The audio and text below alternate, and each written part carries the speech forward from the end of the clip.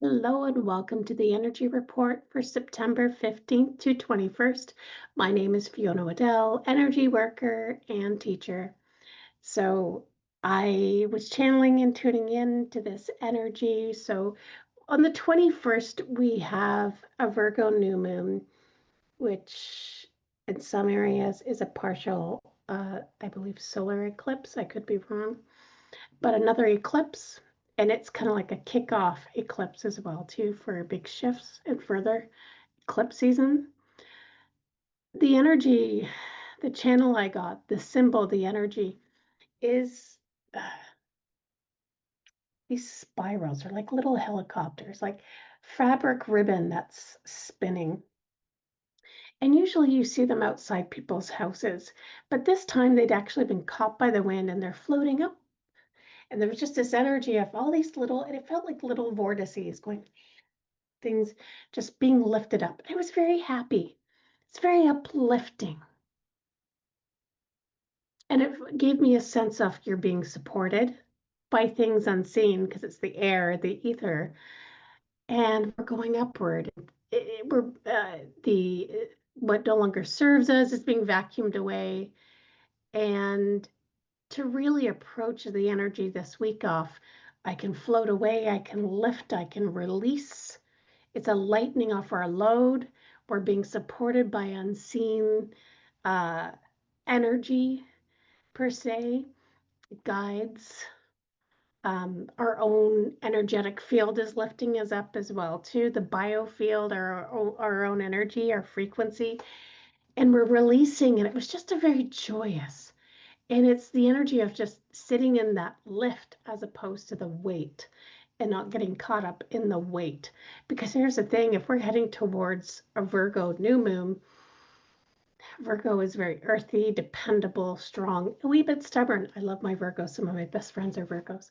Um, Beautiful energy here, but it's this new moon, and we have this whole journey this month so far of transformation and releasing and recognizing what no longer serves us. But with this Virgo new moon, it's the new moon, this fresh, like, here's our life, and the new moon is like an etch a sketch. It says, okay, let's start over. And the Virgo is so well planned. Like they're planning this stuff out, and they know everything down to the final details, dot their I's, cross their T's. They are like the Jenga experts, especially at packing cars and organizing things. So to have this new moon energy in Virgo, plus an eclipse, it's like we get an opportunity to like I gotta stop saying that, taking Gandalf's staff and say, you shall not pass. And this is the final like stop to our old life creeping in, negative thoughts, and really embracing the new. Because Virgo, they don't put up with stuff. They don't. They're kind and they're empathic, and they love taking in strays, but they have very little patience for stupid people. And so if you're going to repeat the cycle over and over again and keep making the same mistakes or seeing yourself as powerless, the Virgo energy is not going to tolerate that. It will kick you in the butt. That's when tower energy in the tarot becomes very like you're trapping yourself in your old tower while it's on fire. You're burning it down for a reason. It's no good. You get a new one, shiny and new. You just have to walk over and build it. So that's the energy for this week. So let's take a look at the cards using Bradley Valentine's Archangel Tarot deck. I really need to get a new deck. Come on, guys. Oh, there's one. There's two.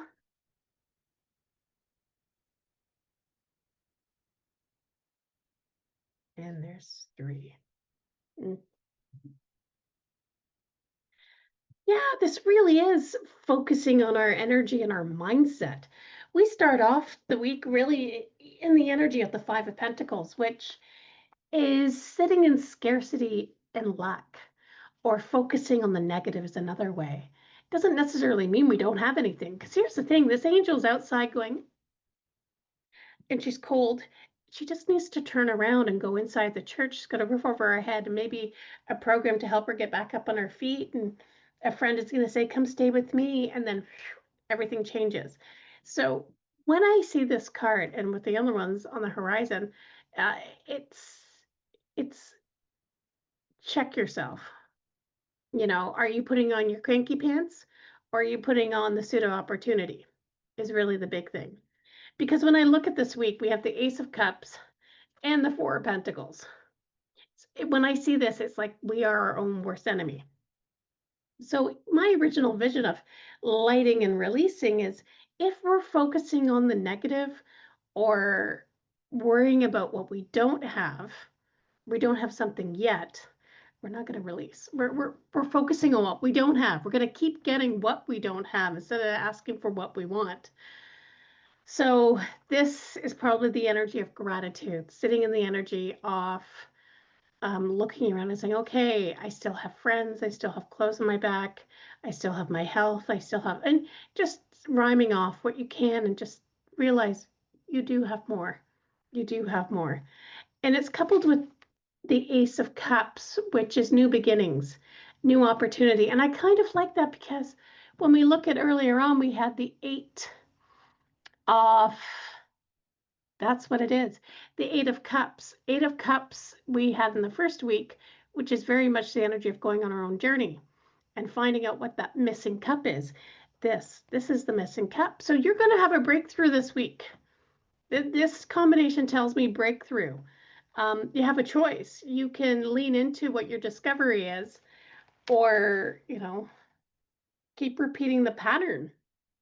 So yeah, that makes sense in my head. It's coming together. Let's say this is how things are interconnected. Let's say you're having a tough time at work. Work is just like, and you're just like, I want something more in life. And then on your time off, you join a trail running group. Gonna make something up. And you just fall in love with trail running and all this stress and all this just falls off and you're feeling like $1,000,000. And when you go to work isn't so bad. It's like, okay, work's paying my bills, it's okay. I'm not like woohoo about it. But you know what? I'm looking forward to my trail running. And your life just becomes surprisingly better. So it can flood into that.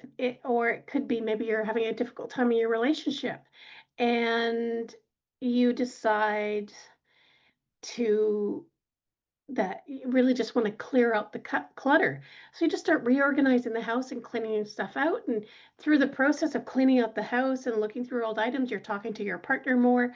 And then you're just having these fun conversations, joking back and forth. And that was the shift. So you found that missing cup. So you can keep focusing on the negative and what you don't like, or you can start embracing what fills your heart, which will make things a lot easier. And I'm getting the caution because the energy is also this week of the Four of Pentacles, which is resistance to change.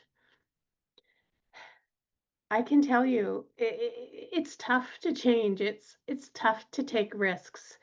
Uh, I do it a lot. I tend to wait until the absolute last moment to jump into something, even though my heart's been saying, go do it, go do it, go do it. Or I resist, even though I'm seeing 555, I'm getting all the images, I'm having dreams, and I'm like, why am I not doing this? Oh, I don't want to, though, I'm scared. And then everything falls apart, and then I'm like, okay, I have to go do whatever it is. So when I look at this is the week to not resist, to do the difficult things. We can do the hard things. That's a great book, by the way. Um, so when I look at this, lean into it. You are your own worst enemy because if you do resist, even at the end of the week with the Four of Pentacles, you'll be back at square one again, which is the five, and we don't want to be here. So yeah, it's a I almost feel like we're catching up with those that are late to the party, realizing that we can do the work and take control and own our own frequency and make our own decisions. And we are in charge of our own path. I feel like this is a reminder for those guys late to the party. The rest of us are kind of like just going along with our energy, if you know what I mean. We're the ones already having the helicopter, the becoming lighter. I think this is like the final warning before we enter the Virgo new moon.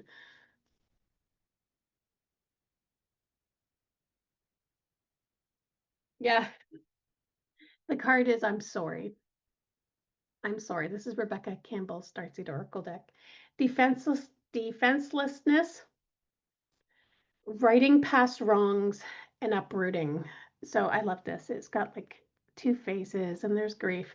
So this is peeling away the emotional layer. That could be at this too, even though we're doing the work. Um, we still there's an emotional layer. Emotions come up. We might be crying a lot. We might be breaking through those mental blocks as opposed to the routine blocks. Uh, for example, you might have joined a gym and never been, and this week you go and you realize how scared you are in the gym. For example, that happens. I've seen this with men and women, and that you just need to get into your routine. You just need to get in there and keep going and keep showing up and do the hard things, do the uncomfortable things, not the harmful things, do the hard things. If it's wake up a little bit earlier or prep your lunch or have that difficult conversation where you sit down with compassion and without blame and have a conversation and share your heart and be vulnerable, that's the energy this week. And so there's this card really says to me vulnerability and emotional breakthroughs that can help us have lasting change before we enter that Virgo new moon on the 21st. So there we go, lovelies. There's our reading for this week. If you would be so kind to leave some comments, like, share, subscribe, join the party. I am here to serve, and I look forward to your feedback. Take care.